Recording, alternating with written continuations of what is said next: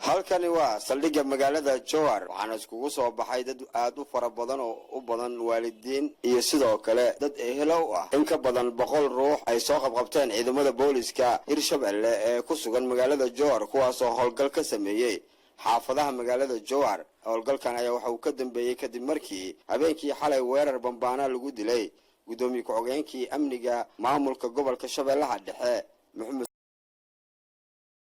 sugaal saraakiisha ciidamada booliska Hirshabelle ayaa amarkan bixiyay oo ku aad in howlgal la sameeyo lagana fuliyo xaafadaha qaar ee magaalada Jowhar gaar ahaan xaafadda Hantiwadaag dadka la soo qabtay ayaa waxa ay iskugu jiraan ganacsato sidoo kale dhalinyaro iyo macallimiin dugsi Quraan iyo qaar ka mid ah macallimiinta iskuulada magaalada Jowhar wax ka dhiga haddaba qaar ka mid ah dadkii aan kula kulmay saldhigga magaalada Jowhar ayaan wax ka weydiiyay cid ka xiran iyo waxa ay u yimaadeen saldhigga magaalada Jowhar meesha rootiga guriga mashaakirdiisa laga soo qabtay gurigiisa socday rooti oo ka shaqeeya rooti oo gada wiligiisa adduunkiis biceedan ma noqonin hadda waxa uu dhooyay ki magaciisi meedka magil soo duuga ala waxeena al dayga gaarida meel loo gaariga waa soo qabanay soo adeega waa ka dajiyeen gaarida meel Ismaaciil Abdibaad saaq shaqo soo socday maqaayada weerax shaqeeya subaxdii uu soo baxay shaqo soo aadi ana suuqa gaxwa soo qaatay oo gaxwa gaday waxa la yiri cunugaad waa la wadi ilmaha meeshii jiraan lama jiro heer wax kale oo dhib leh mala macallin xasan waa yeel waa iska dhaaf laakiin macallin Xuseen shanaad iska soo baxaa saddexaad ku dhiga aboolas digay iswaxnimo soo socday dabay ilmaha dugsiga dadka macallinkii ma joogo aad soo noqday dhamaantood aftax guriga wada saraakiisha ciidamada booliska Hirshabelle oo aan qadka taleefanka kula xiriiray ayaa ii suurtagali weysay inaan ku haleelo taleefanka si kasta aataba maan markii ugu horeysay ciidamada booliska Hirshabelle ee howlgal ay ka sameeyaan xaafadaha magaalada Jowhar balse howlgalkan ayaa wuxuu noqonayaa kii ugu ballaarnaa ee ciidamada Hirshabelle ay ka sameeyaan xaafadda Hantiwadaag ee magaalada Jowhar ee xarunta dowlad goboleedka Hirshabelle Bashir Cali Daahir Radio Kulmiye Jowhar dowladda Mareykanka ayaa sheegtay inay kordhinayso ciidamada ka jooga Soomaaliya arrintan ayaa ku soo beegmaysa waqti ay Israa'iil u qaaday weerarada ay ka geysato Soomaaliya sida warkan uu ku faahfaahinaya Cabdullaahi Maxamed Cali dowladda Mareykanka ayaa ciidamo cusub u soo diraysa Soomaaliya kuwaas oo qayb ka noqonaya howlgalka uu Mareykanku ka wado geeska Afrika gaar ahaan Soomaaliya ciidamadan oo tir ahaan gaaraya 450 askari ee xaflad sagootina lagu sameeyay jaamacadda koonfurta gobolka Oregon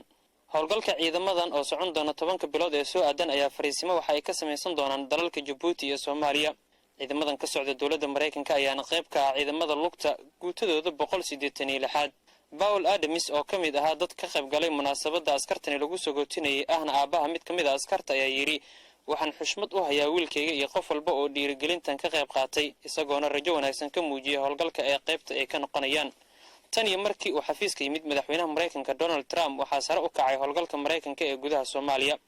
howlgalka Mareykanka ee qaaradda Afrika ee loo soo gaabiyay Africom ayaana sanadka aynu ka soo gudubnay gudaha Soomaaliya ka geystay weerar dhanka cirka oo gaaraya 47 weerar halka sanadkan oo qoran ay gaarayaan weerarada uu Mareykanku ka geystay gudaha Soomaaliya 52 weerar oo dhanka cirka ah kuwaas oo intooda badan lagu beegsaday dagaalamayaasha Al-Shabaab ciidamada booliiska magaalada Dhuusamareeb ee gobolka Galgaduud ayaa toogtay nin hubeysan oo weeraray saldhigga magaalada Dhuusamareeb Maxamed Cabdulle Tooxo wariyaha keenan ayaa warkan Dhuusamareeb ka soo diray ciidamada ku sugan saldhigga booliiska ee magaalada Dhuusamareeb ayaa toogtay qof hubeysan oo isku day inuu saldhigga xooga ku galo iyadoo ciidamada ilaalada ka hayay saldhigga booliiska ee magaalada Dhuusamareeb ayaa amreen ruuxaasi inuu joogsado walow rasaas uu ku furay ciidanka ay sababtayna ciidamadu ayaa toogtaan qofka hubeysan ay isku day inuu gudaha u galo saldhigga booliiska ee magaalada Dhuusamareeb ruuxan ay dileen ciidamada booliiska ayaa waxa uu ka mid ahaa ilaalada gaarka ah mid ka mid ah xildhibaanada aqalka sare ee ku sugan magaalada Dhuusamareeb taliska booliiska magaalada Dhuusamareeb waanu la xiriirnay ayaa inoo xaqiijiyay inuu si jirina wax qasaaraha oo ciidankooda ka soo gaaray israasaasaynta ka dhacday saldhigga booliiska magaalada Dhuusamareeb marka laga reebo ruuxa dhintay dhinaca kale waxaa maanta magaalada dhuusamareeb ee caasimadda galmudug la filayaa inay soo gaaro wafdi uu hogaaminayo wasiirka arrimaha gudaha dowladda federaalka soomaaliya cabdi maxamed sabriye iyo sidoo kaleeto guddiga doorashada maamulka galmudug ee dhowaana dowladda federaalka soomaaliya ay magacowday waxaana magaalada dhuusamareeb ka jirta diyaargarowgii ugu dambeeyey ee lagu soo dhoweynayo wafdigaasi. maxamed cabdiweli tooxow, idaacadda kulmiye, dhuusamareeb. maamulka gobolka hiiraan ayaa sheegay in ay ka diyaar garoobeen fatahaad webiga shabeelle uu ka geysta magaalada beledweyne ee xarunta gobolkaasi. yunis duraan cali ayaa ka warramaya. iyadoo laga cabsi qabo inuu ku fataho webiga shabeelle magaalada beledweyne ee xarunta gobolka hiiraan ayaa waxaa socota dadaalla arrintaa looga hortegayo. dadka ku nool magaalada beledweyne iyo hareeraheeda ayaa waxaa la soo gudboonaaday maalmihii dambe cabsi badan ay ka qabaan in webigu fataho saameynna u geysto kadib markii webigu buux dhaafay. sheekh xuseen cismaan cali oo ah guddoomiye ku-xigeenka arrimaha bulshada maamulka gobolka hiiraan oo la hadlay idaacadda kulmiye ayaa sheegay inay wadaan sidii loogu hortegi lahaa fatahaadda webiga shabeelle. sheekh xuseen ayaa sheegay sidoo kale inay wadaan dadaalla dadka lagu wacyigelinayo haddii webigu fataho inay u diyaar garoobaan. dhinaca kale guddoomiyaha arrimaha bulshada gobolka hiiraan ayaa sheegay in kulamo ay la qaateen hay-adaha samafalka ee ka howlgala gobolka hiiraan iyagoo kala hadlay u diyaar garoobidda fatahaad laga cabsi qabo in magaalada beledweyne uu ku sameeyo webiga shabeelle. hadda meeshii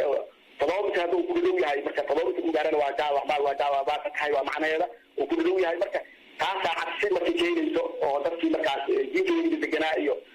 hadda maamulku wuxuu bilaabay in marka dadkii marka wacyigelin lagu sameeyo oo dadkii jinkooyinka deganaa sii diyaar garowaan waayelidii ilmihii laga sii bixiyo alaabta lasii diyaariyo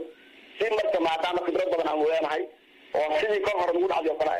maacuuntii alaabtii weliga dadkii qaadeen dadkii qaar ay ku dhinteen waxyaabahaas oo sii hadda tabaabusaysa lahayaa oo meesha xataa dadkii hadda waa lasii saamiyey ceelkaalaa meesha lasii diyaariyey marka waxaa moodaa hay-adihii shalay gudoomiyaha maamulka gobolka shiruu hogaaminaya ka dhacay magaalada beledweyne oo arrimaha dantaa laga hadlaya waxay ahayd wasakaadaan usoo socotay waxyaana maxaan u diyaar garownaa dadkii raashinkoodii waxawoodii daawadii danjeerii waxaasoo dhan diiwaanadii waxaasaa socda marka waxa waaye cabsi weynaa jirto. webiga shabeelle oo maraa inta badan degmooyinka gobolada hiiraan shabeellada dhexe iyo shabeellada hoose ayaa sameeya fatahaado marka uu buux dhaafo. mar walba marka la gaaro xilli roobaadka waxaa dadka ku nool goobahan aan soo tilmaamay la soo gudboonaadaan cabsi la xiriirta in webiga shabeelle uu fatahaad sameeyo. warka duhur ee raadiyo kulmiye ayaad la socotaan. wararka dibadda ayaa inoo soo socda. discount computer company uu doono computer tayo leh dayactir iyo qalabaynba. discount computer. maxkamadda sare ee dalka Isbayn ayaa xukunno kala duwan ku riday hogaamiyaasha gobolka Catalonia ee dalka Isbayn. hogaamiyaashan ayaa lagu riday xabsi u dhaxeeya 9 ilaa 13 sano iyaga oona loo haysto doorkii ay ku lahaayeen aftidii la doonayay in gobolka looga jara Isbayn inteeda kale sanadka markuu ahaa 2017. 3 sano oo kale ayaa iyaguna lagu helay dembi ah in ay u dhaganuglaayeen amaba ay qaadan waayeen amarada dowladda ilaa iyo 12 siyaasi iyo kuwa u dhaqdhaqaaqa arrimaha bulshada ayaa dafiray eedeymaha loo soo jeediyey. kooxaha gooni ugoosadka ayaa muddo qorsheynaya sidii ay gobolka Catalonia kaga jari lahaayeen Isbayn inteeda kale.